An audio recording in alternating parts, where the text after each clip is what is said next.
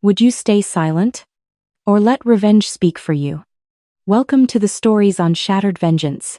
Step into a world where love turns dangerous, revenge feels inevitable, and every story drags you deeper into the shadows of desire, betrayal, and the human heart.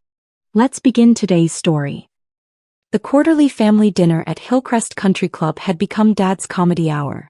Richard Moretti, real estate mogul, held court at the corner table overlooking the golf course, regaling his business associates with stories about his financially struggling daughter who kept asking for small loans. "Emma comes to us every few months, hat in hand," Dad said, gesturing with his wine glass toward where I sat quietly. 26 years old, still figuring out her career, always needs help with rent or car payments. The table erupted in knowing chuckles. These men understood the burden of supporting adult children who couldn't quite make it in the real world. "That's why we don't spoil them," chimed in Mr. Patterson, Dad's golfing partner. "Builds character." "Exactly," Mom agreed, her tennis bracelet catching the light as she reached for her champagne. "Though we do help Emma when she really needs it. Family is family." The help they were discussing included the $8,000 monthly transfers I'd been making to their personal accounts for the past 2 years.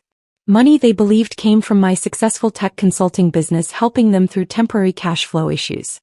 Money they spent on country club memberships, luxury cars, and frequent trips to Europe while telling everyone I was their financial dependent.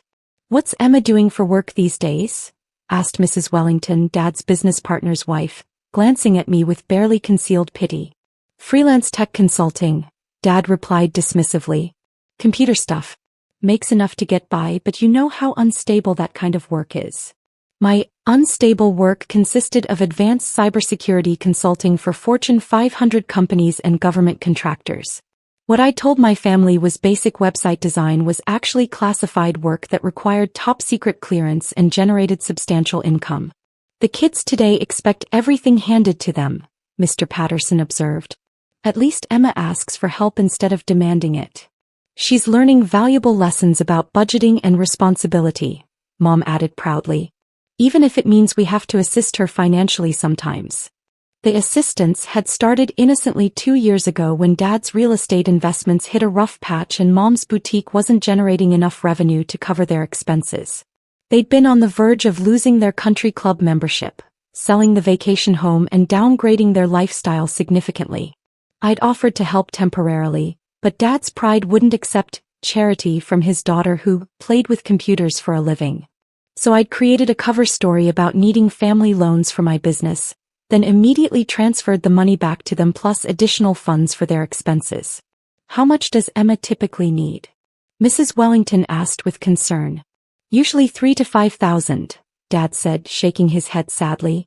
"We've probably lent her 30,000 or 40,000 over the past couple years.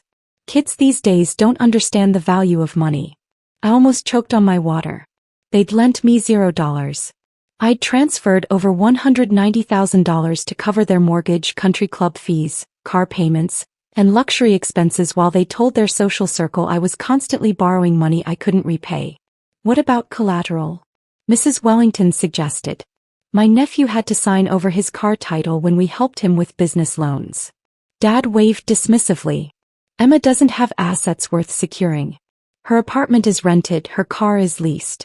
Everything's paycheck to paycheck. The apartment they thought I rented was actually a condo I owned outright. The car they thought was leased was a Tesla I'd purchased in cash. The paycheck to paycheck lifestyle was a carefully maintained facade. What they didn't know was that my accountant was Jonathan Liu, senior partner at one of the most prestigious wealth management firms in the Pacific Northwest." "Speaking of financial planning," Mrs. Wellington said, "how's your new venture going, Richard?"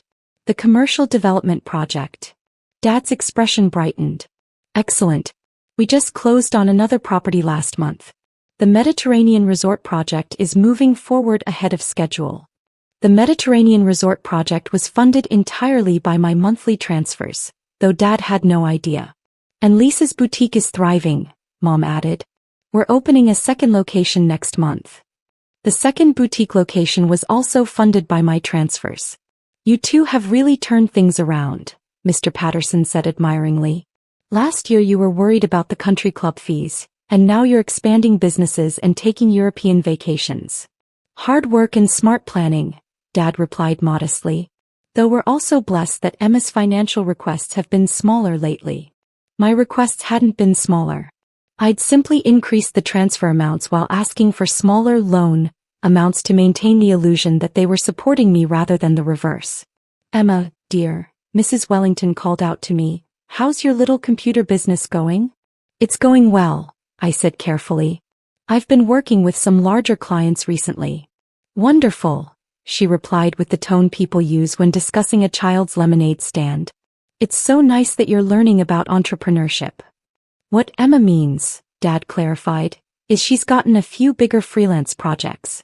But you know how contract work is feast or famine. I excused myself from dinner early, claiming I had client work to finish.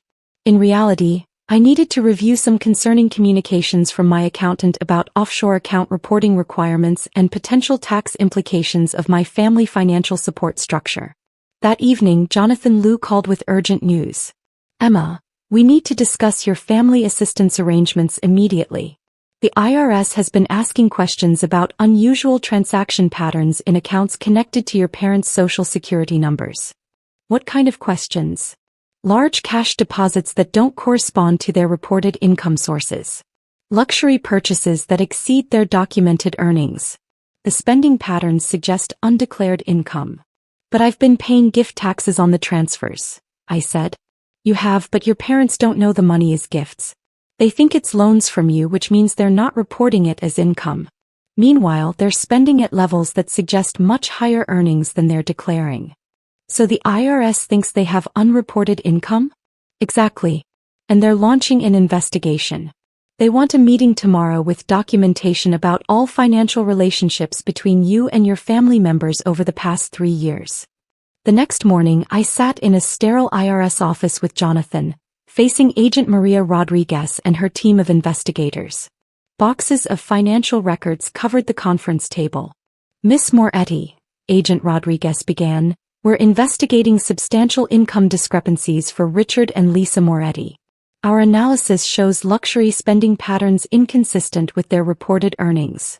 She spread out bank statements and credit card records. Country club memberships, European vacations, luxury car purchases, commercial real estate investments. All funded by large cash deposits that don't match their business income. The deposits come from my accounts, I said quietly. Yes, we've traced the transactions. Can you explain the nature of these payments? Family financial assistance. I've been helping with their expenses. Agent Rodriguez looked surprised. Our investigation suggests your parents have significant assets and business holdings. Why would they need financial assistance? They don't, I said. They think they're lending money to me.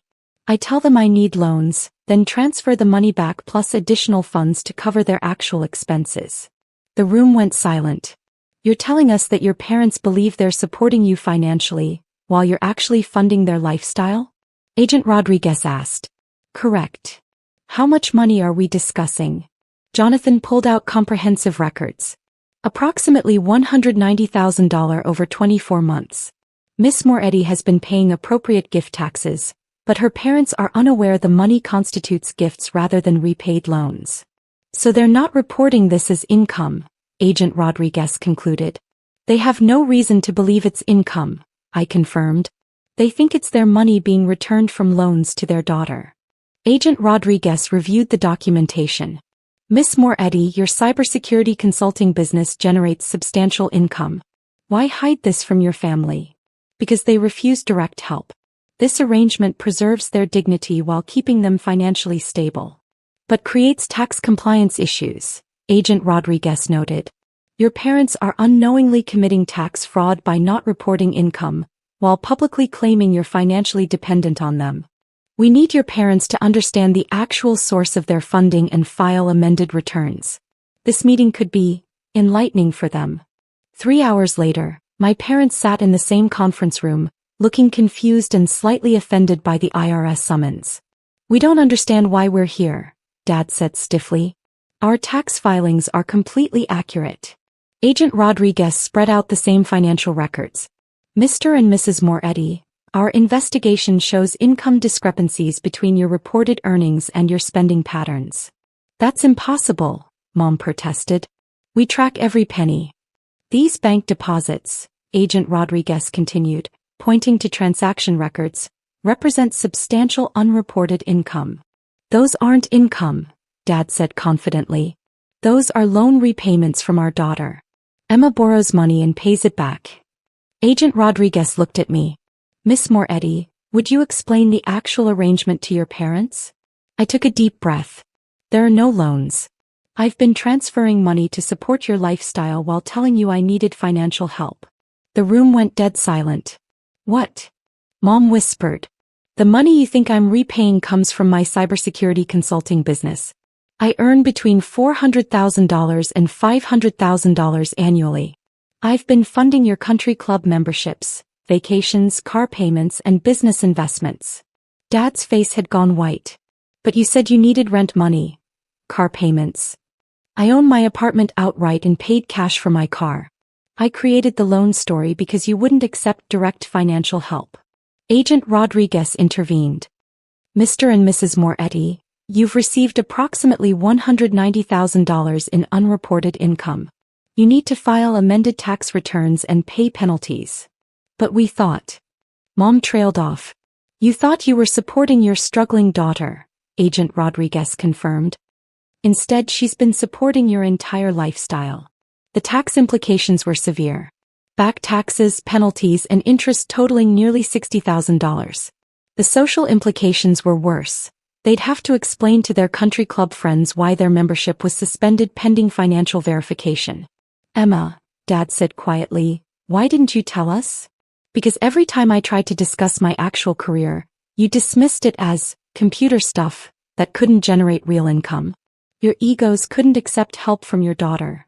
But we've been telling everyone you're our charity case, Mom said, horrified. I know. While spending my money to maintain your social status. The IRS investigation concluded with my parents filing amended returns and establishing payment plans for their tax debt. The country club suspended their membership pending financial review. Their business associates learned the truth about who had actually been supporting whom. 6 months later, our relationship had completely restructured. They finally understood my actual career and income level. They appreciated the financial support I'd provided instead of resenting my fictional dependence on them. We owe you more than money, Dad said during our first honest conversation about finances. We owe you an apology for dismissing your success and creating a story that made you look unsuccessful. The family charity case had turned out to be the family provider. Their membership card stopped working, but our family relationships started working better than they ever had.